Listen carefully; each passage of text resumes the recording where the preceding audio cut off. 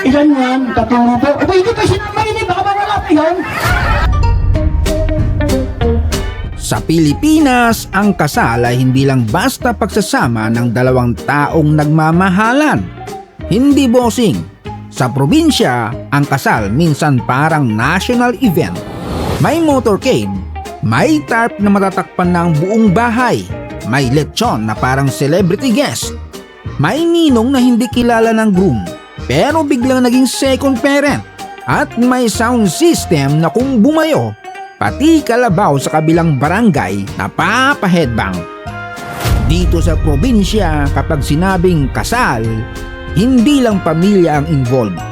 Kasama buong barangay, mga kapitbahay, dating kaklase, kasama pati ex na kunwari hindi affected, kasama mga marites na may sariling live commentary, at minsan, kasama rin ang pinakamabigat na bisita sa lahat, ang utang.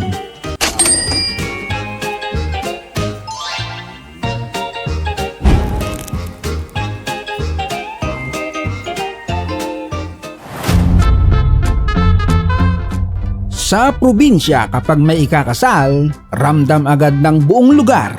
Una, may tarp. Hindi ordinaryong tarp. Yung tarp na may mukha ng bride and groom na parang kandidato sa eleksyon.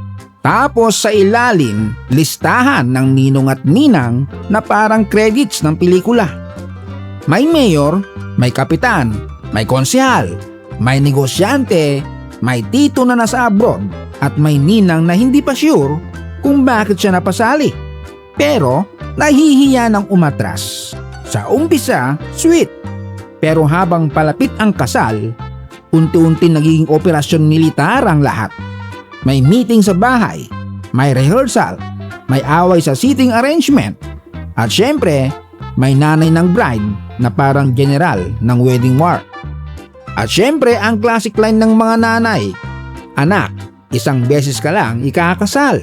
Na minsan ang ibig sabihin niyan, anak, isang beses lang din tayong malulubog sa utang, kaya todo na natin to. Sa kasal sa probinsya, minsan hindi pwedeng ordinaryo ang gown. Kailangang bongga. Yung pagpasok ng bride, hindi lang maganda. Dapat parang may bumuka ka na langit. Para sa bride, ito ang moment niya. Mula pagkabata, minsan pinangarap niya to. Yung lalakad siya sa aisle, habang umiyak ang nanay, nanginginig ang itlog ng groom at lahat ng tao nakatutok sa kanya. Pero sa kabilang side, may tatay sa sulok na tahimik lang. Hindi dahil hindi siya masaya, kundi dahil kakaisip niya kung magkano nga ulit yung gown na yon. Parang pang down payment na kasi ng tricycle. Eto, real talk. Sa maraming kasal sa probinsya, hindi bride and groom ang unang hinahanap ng bisita. Ang tanong agad, may lechon ba? Kasi sa probinsya, ang lechon ay hindi pagkain. Status symbol yan. Kapag may isang lechon, ayos. Kapag dalawa, abay may kaya. Kapag tatlo pataas, alam na, may naamoy na foreign remittance yan.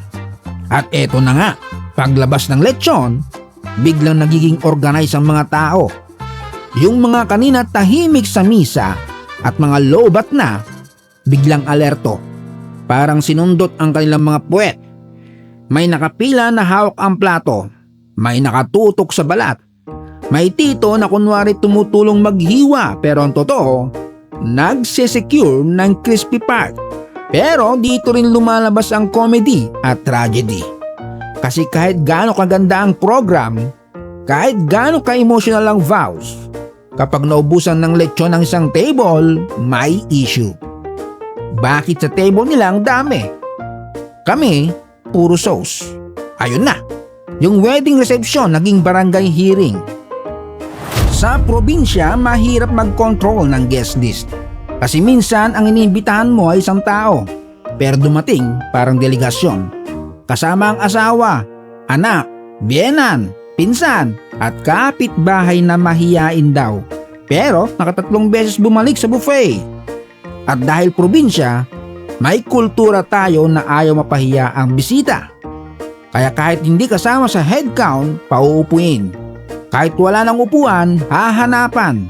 Kahit wala ng pagkain, re-remedyohan. Diyan magaling ang Pilipino. Kaya nating pagkasyahin ng 200 packs sa budget na pang 80 packs lang. Tapos may mga bisita pang hindi mo kilala pero nakangiti sa picture habang dumadakot ng spaghetti. Sa ideal world, ang ninong at ninang ay gabay sa buhay ng mag-asawa.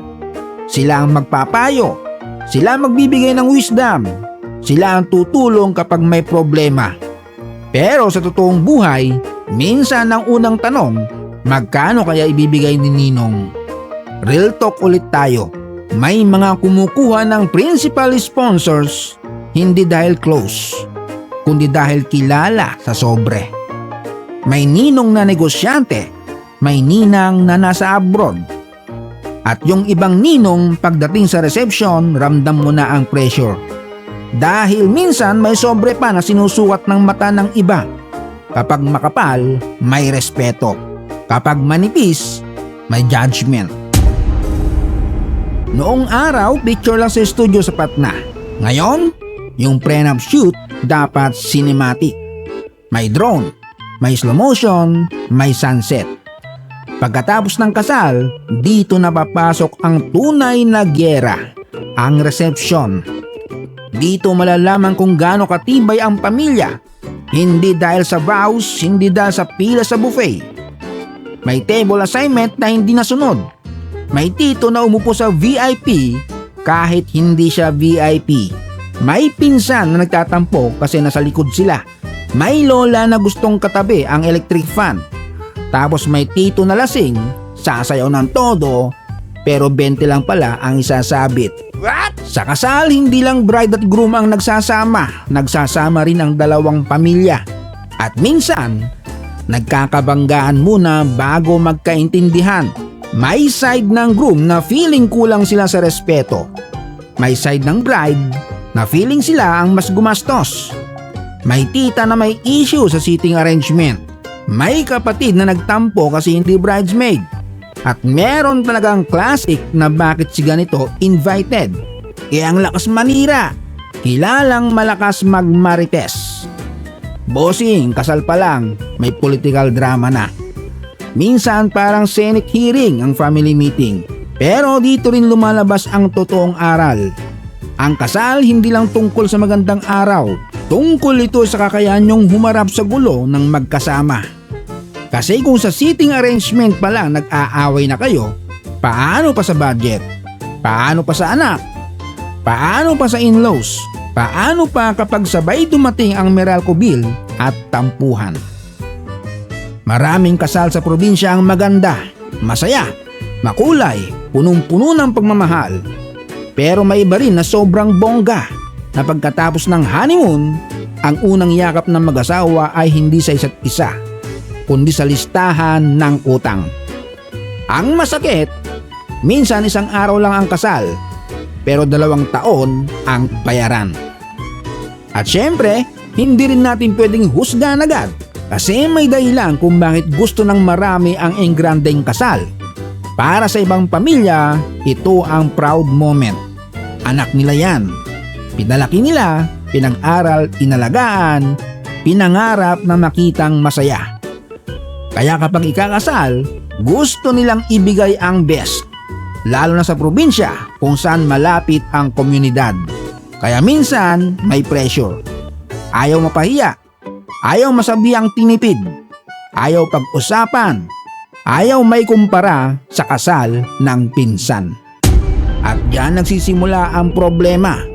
Kapag ang kasal, hindi na tungkol sa pagmamahal, kundi sa comparison. Pero syempre, hindi tayo puro banat. May maganda sa kasalang probinsya na mahirap pantayan. Yung bayanihan. May kapitbahay na magpapahiram ng mesa. May tita na magluluto ng menudo. May pinsan na mag-aayos ng bulaklak. May barkada na magse-set up ng sounds. May lola na magdadasal. At may titong pasimuno sa inuman. May init, may ingay, may gulo, pero may puso. Ito ang charm ng probinsya. Hindi man laging pulido, pero buhay na buhay. Sa gitna ng ingay, gastos, lechon, sound system at mga tita na may sariling opinyon, nandun pa rin ang puso ng Pilipino.